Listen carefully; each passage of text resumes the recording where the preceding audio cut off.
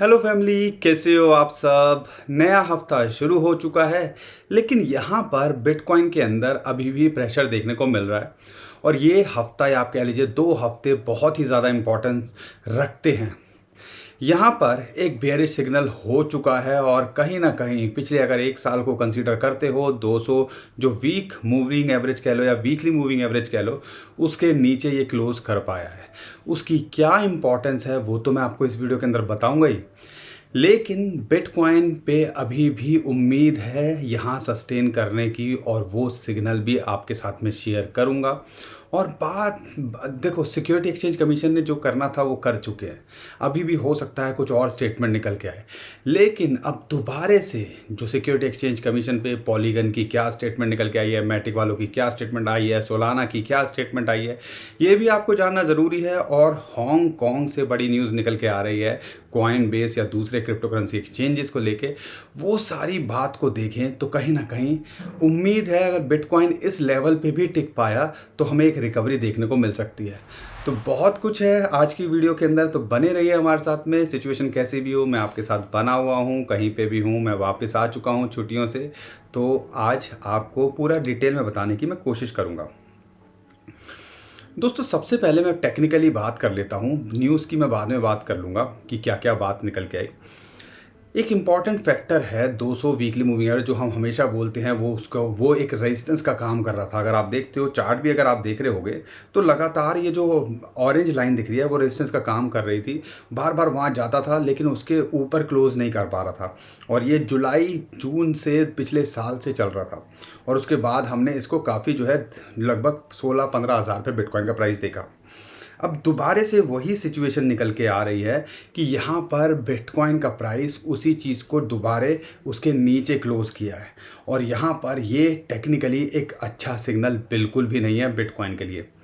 लेकिन यहाँ पर हमारे पास में एक और उम्मीद है, एक और होप है, क्योंकि हमने देखा है कि एक आध बार वो क्लोज कर देता है लोगों के अंदर पैनिक जो है डालने के लिए, और लोग वीक हैंड की तरह माल बेचना शुरू कर देते हैं। अरे भैया, यहाँ से क्लोजिंग हो गया, अब तो और दिक्कत हो सकती है।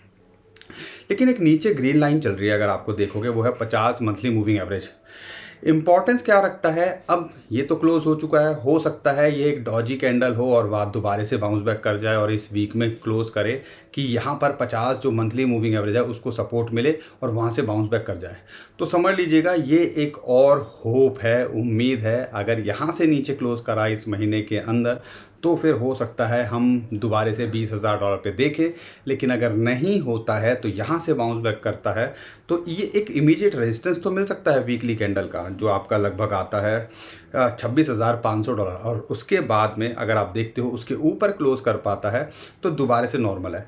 लेकिन कई बार टेक्निकल काम नहीं करते, मैं आपको बता दूं, क्योंकि इतने बड़ी बड़ी जो न्यूज़ निकल के आई, सिक्योरिटी एक्सचेंज कमीशन का ऐसा स्टांस लेना, ओवरऑल सारी सिचुएशन का बिगड़ना, उससे कई बार टेक्निकल्स जो है कई बार गलत साबित होते हैं। तो हम तो दुआ कर रहे हैं कि ये गलत साबित हों, और यहाँ पर बड़ी बड़ी जो न्यूज़ निकल के आ रही है, अंदर खाने जो बात चल रही है, इतना प्रेशर बना के ये औने पौने दामों में बड़े बड़े कॉइन्स को बटोर रहे हैं, और बिटकॉइन के अंदर भी हमें जो है एक्यूमुलेशन देखने को मिली है। तो जब ऐसा कांड होता है तो टेक्निकल्स कई बार हमें इग्नोर करने पड़ते हैं, लेकिन सपोर्ट को हमेशा ध्यान रखना है कि क्लोजिंग कहाँ होती है। इसकी क्लोजिंग अच्छी नहीं हुई है, ये हफ्ता 2 हफ्ता वोलेटाइल रह सकता है, क्योंकि रॉबिनहुड के बारे में भी बात बोली जा रही है कि जो सिक्योरिटी एक्सचेंज कमीशन ने बताई है कि कॉइन्स हैं, अनरजिस्टर्ड सिक्योरिटी हैं, उनका सेलिंग प्रेशर वहाँ देखने को मिल सकता है। तो ओवरऑल ये सारी चीज़ों की वजह से हमें यहाँ पे पैनिक देखने को मिल रहा है। अगर उम्मीद की बात करें, $25,000 के ऊपर भी टिका हुआ है तो समझ लीजिएगा हम फिर भी राहत की सांस ले रहे हैं। और यहाँ ध्यान रखिएगा, एक रेजिस्टेंस जो है लगभग 26,500 अब निकल के आने वाला है। अगर उसके ऊपर जाता है तो $28,000 एक रेजिस्टेंस हो सकता है। ये एक बेयरिश सिग्नल है, लेकिन पूरी कंफर्मेशन ये 50 के बाद मिलेगी कि इसके नीचे क्लोज होता है कि नहीं। तो हमने ओवरऑल ये सारी चीज़ों को ध्यान करना है, ऑब्जर्व करना है। लेकिन इस हफ्ते में क्या क्या होना है और अभी तक क्या हुआ है, सिक्योरिटी एक्सचेंज कमीशन ने जो बातें बोली, उसके बाद पॉलीगन की तरफ से अगर मैं बात करता हूँ, स्टेटमेंट निकल के आई कि भैया हम कोई यूएसए को टारगेट ही नहीं कर रहे हैं, हमारे जो यूज़र बेस है या हमने यूएसए को टारगेट ही नहीं किया, उनकी लगा एक स्टेटमेंट निकल के आई कि they said the polygon labs is not targeting the US market. Polygon आप समझ लीजिए, उनका कहना है कि भैया तुम ज़बरदस्ती हमारे पीछे पड़े हो, हमने तो कभी यूएसए के कस्टमर्स को टारगेट ही नहीं किया। तो घूम फिर के समझ लीजिएगा, धीरे धीरे करके जो है ऐसी सोलाना का बोला कि हम कोई जो है रजिस्टर्ड सिक्योरिटी नहीं है, अनरजिस्टर्ड सिक्योरिटी नहीं है। XRP का एक बड़ा केस निकल के आ रहा है। अगर XRP जीत जाता है केस, तो ये सारे जो है कॉइन्स जिनके अंदर अभी सिक्योरिटी की वो तलवार लटकी हुई है अनरजिस्टर्ड सिक्योरिटी की, तो वो भी जो है कहीं ना कहीं एकदम से पंप होते दिख सकते हैं। ध्यान रखिएगा, जिस रेट पे इस टाइम पे ये कॉइन्स मिल रहे हैं, हो सकता है 10-15-20% गिर जाएं, लेकिन पूरे चांसेस हैं, क्योंकि यहाँ से बाउंस बैक करेंगे तो एक अच्छे रेट पे ये सारे कॉइन्स आपको मिल रहे हैं।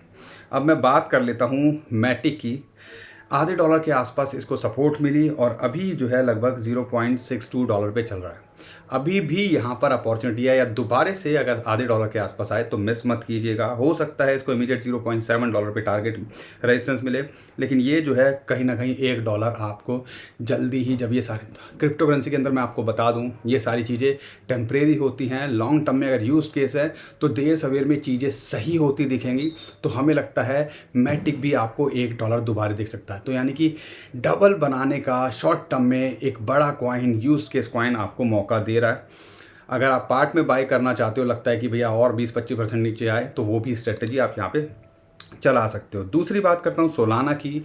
$12.5 $12 के आसपास आ गया था, हमें उम्मीद थी, लेकिन सेम डे पे आ जाएगा उतनी उम्मीद नहीं थी, और सोलाना की तरफ से भी स्टेटमेंट निकल के आई। तो ओवरऑल अगर मैं सोलाना की बात करता हूँ, वो भी एक अच्छे लेवल पे है। अगर $12 के आसपास या $10 के आसपास आ जाए तो मिस मत कीजिएगा। पार्ट में एंट्री ले रहे हो तो यहाँ पे भी एक एंट्री बनाई जा सकती है, इस चीज़ पे आप नज़र ज़रूर बना के रखिएगा। और मैं बहुत सारे कॉइन्स जो हैं ओवरऑल हम लिस्ट बना रहे हैं, जल्दी आपके साथ में शेयर करेंगे। लेकिन हांगकांग से एक बड़ी न्यूज़ निकल के आई है।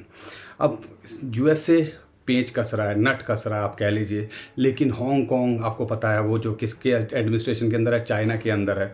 तो कहने की बात ये है, हांगकांग की तरफ से बड़ी न्यूज़ निकल के आई है। वहाँ के जो लेजिस्लेटिव काउंसिल मेंबर हैं, उन्होंने इनवाइट किया है, भैया आपको वहाँ पे प्रॉब्लम हो रही है, आप हमारे पास आइए, हमारे यहाँ पे अपना जो है कॉइन बेस को बोला है और दूसरे एक्सचेंजेस को बोला है, यहाँ पे आइए, यहाँ पे अपना सेटअप बनाइए, और स्टॉक लिस्टिंग अपॉर्चुनिटी भी वो दे रहे हैं कि भैया अपने स्टॉक को यहाँ लिस्ट करो। हांगकांग का जो है वो भी एक बड़ा एक्सचेंज माना जाता है।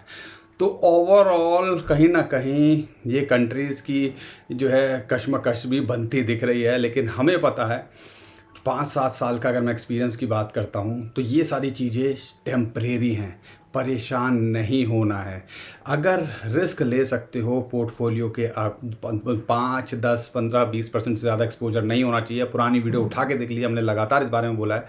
तो यहाँ पर पार्ट में बाइंग की जा सकती है, लेकिन पॉइंट क्या है, आपको पेशेंस दिखाना पड़ेगा। नीचे जाता है तो हो सकता है हमें, अगर ये 2 लेवल जो मैंने बताया, अगर इनके नीचे क्लोज कर, पहले के नीचे तो क्लोज कर पाया, अगर दूसरे के नीचे भी क्लोज करता है तो हो सकता है हमें 2, 4, 6 महीने का वनवास काटना पड़े।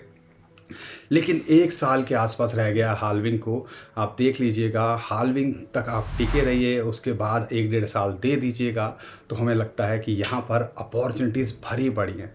बस देखने की नज़रिया होना चाहिए, विजन होना चाहिए, और थोड़ा सा पुराने डाटा को खंगालोगे तो आपको थोड़ा कॉन्फिडेंस आएगा, टेक्नोलॉजी को समझोगे तो कॉन्फिडेंस आएगा कि एक्चुअल में ये सारी चीज़ें हो क्यों रही है। ठीक है, उम्मीद करता हूँ हर बार की तरह आपको कंटेंट अच्छा लगा होगा। कंटेंट अच्छा लगा है तो वीडियो को लाइक ज़रूर करिए, चैनल को सब्सक्राइब ज़रूर करिए, हमारी फैमिली का हिस्सा बनना बिल्कुल मत भूलिएगा।